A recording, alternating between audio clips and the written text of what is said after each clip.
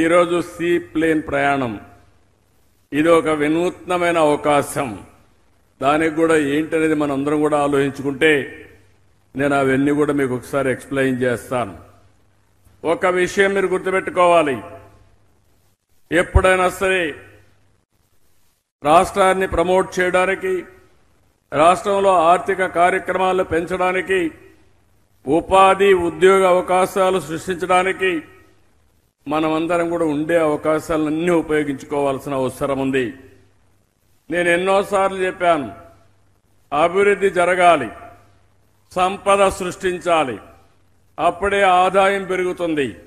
ఆదాయం పెరిగితే ఆ ఆదాయాన్ని పేదరిక నిర్మూలన కోసం సంక్షేమ కార్యక్రమాలు ప్రవేశపెట్టే పరిస్థితి వస్తుంది.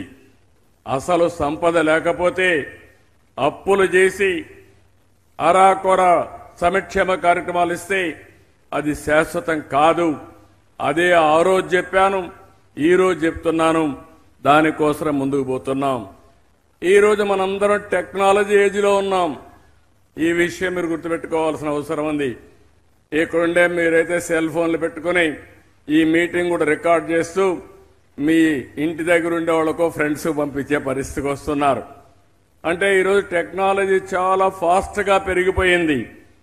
అలాంటి టెక్నాలజీ ఏజ్లో ఆ టెక్నాలజీని కూడా మనం పూర్తిగా వినియోగించి పేదరిక నిర్మూలన, జీరో పావర్టీ, పేదలను కూడా పైకి తీసుకొచ్చే మార్గాలు ఉన్నాయని చెప్పి కూడా నేను మీకు తెలియజేస్తున్నా.